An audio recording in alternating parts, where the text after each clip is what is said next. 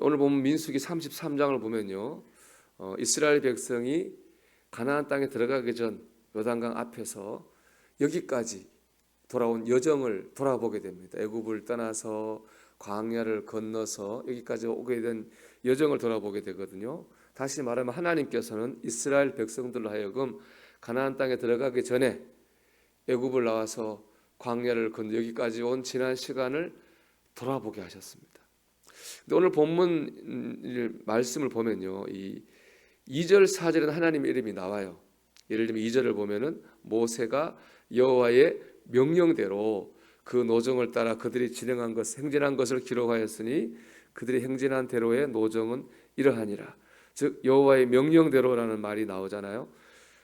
그런데 2절과 4절은 나와요. 근데 1절과 3절에 보면은 하나님이라는 말이 안 나옵니다. 근데 말은 안 나오지만 실제로는 하나님이 거기 계십니다. 여러분 1절을 한번 보세요. 모세와 아론의 인도로 대오를 갖추어 애굽을 떠난 이스라엘 자손들의 노정은 이러하니라. 여기 하나님이라는 이름이 한 번도 안 나오잖아요. 그냥 말은 틀 말이 아니죠. 모세와 아론의 인도로 이스라엘 백성이 애굽을 나왔습니다. 여러분 그런데요, 그 모세와 아론을 누가 인도했습니까? 하나님이 인도하셨잖아요. 하나님께서 모세를 불러가지고 내 백성을 구하라 사명을 오셨어요. 하나님께서 모세를 애굽으로 보내셨어요. 하나님께서 아론을 모세의 동역자로 세우셨습니다. 그리고 하나님께서 모세를 통해서 10가지 재앙을 애굽에 내리시고 바로 왕이 항복하게 만들었습니다. 모세와 아론이 다 한 것 같지만 사실은 다 하나님이 하셨어요. 하나님이 역사하시고 하나님이 인도하셨습니다. 이것은 광야 40년 여정도 마찬가지입니다. 사람의 눈에 보이지 않았을 뿐입니다. 그래서 오늘 말씀을 생각하면 하나님은요, 보였다가 또 안 보였다가 하시는 분이에요. 애굽에서 약속의 땅에 오기까지 하나님은 때로는 보였다가 때로는 안 보였다가 하셨습니다. 그런데 지나고 돌아보니까 하나님은 보이지 않는 그 순간에도 이스라엘 백성과 함께 하시고 그들을 인도하셨습니다. 하나님은 보였다가 안 보였다가 하시는 분입니다. 하지만 보이지 않는 그 순간에도 우리와 늘 함께 하시고 우리를 인도하시는 분입니다. 우리의 지난날 돌아보십시오. 그렇지 않았습니까? 하나님이 보인 적도 있었습니다. 기도가 바로 응답이 되고 뭔가 찬양과 말씀 가운데 느낌이 오는 때도 있었죠. 그렇지만 하나님 보이시지 않는 것 같은 때도 있었습니다. 내 기도에 침묵하시고 하나님의 음성을 듣지 못한 적도 있었습니다.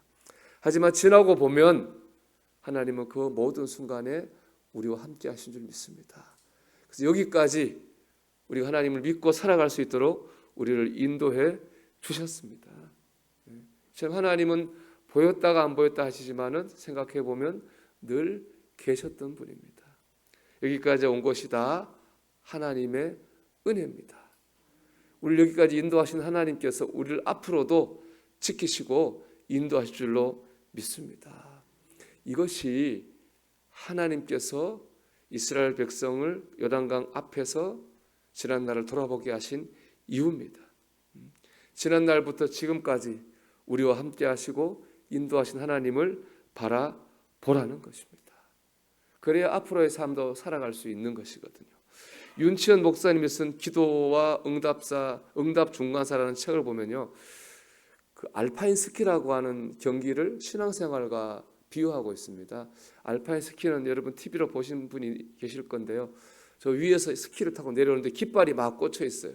깃발을 이렇게 피해서 목적지까지 내려오는 게 알파인 스키거든요. 거기 보면 이제 그 스키를 타는 선수가 자기 이제 막아서 온 깃대만 바라보면은 그 깃발만 보인대요. 그런데 길만 보는 사람은 길이 보인다고 합니다.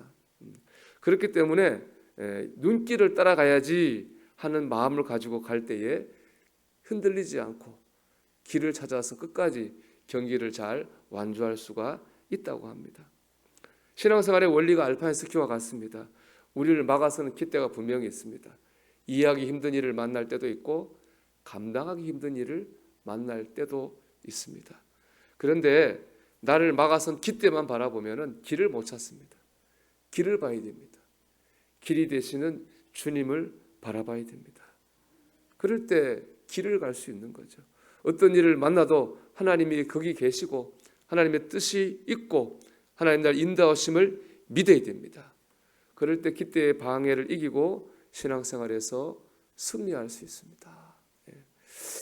하나님께서 왜 이스라엘 백성을 거기 멈춰서 지난 날을 돌아보게 하셨을까를 묵상하며 제가 참 은혜를 받았습니다. 왜 하나님은 요단강 앞에서 이스라엘 백성으로 하여금 지난 날을 돌아보게 하셨을까요? 아직 가야 될 길이 더 남아있기 때문에 그렇습니다. 요단강 앞이 목적지는 아니에요. 목적지는 약속의 땅 가나안입니다. 그 길 가기 위해서 요단강도 건너야 되고요. 여리고 성도 정복해야 되고요. 가나안에 있는 이방 민족들도 이겨야 됩니다. 아직 가야 될 길이 남아있고 해야 할 일이 남아있기 때문에 지난 날을 돌아보게 하신 겁니다. 여러분, 우리에게도 아직 가야 할 길이 남아있습니다. 하나님께서 맡겨서 해야 할 일이 남아있습니다.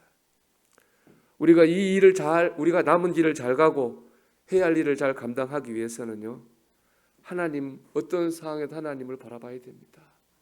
여러분 한번 지난날 한번 오늘 기도하면서 돌아보시기를 바랍니다. 지난 내 삶 가운데 하나님이 어떻게 인도하셨는지 한번 묵상하시기 바랍니다. 가운데 하나님께서 앞으로도 인도하실 거라고 하는 믿음에 서 있기를 축복합니다. 그럴 때 우리는 남은 길을 잘 갈 수 있고 앞으로 해야 할 일을 능히 감당하게 될 줄로 믿습니다. 하나님 한 번도 나를 이라는 찬양이 있습니다. 아실 텐데 이런 가사죠. 하나님 한 번도 나를 실망시킨 적 없으시고 언제나 공평과 은혜로 나를 지키셨네.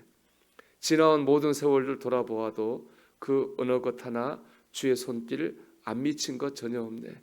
오 신실하신 주, 오 신실하신 주, 내 너를 떠나지도 않으리라, 내 너를 버리지도 않으리라 약속하셨던 주님, 그 약속을 지키사 이후로도 영원토록 나를 지키시리라 확신하네.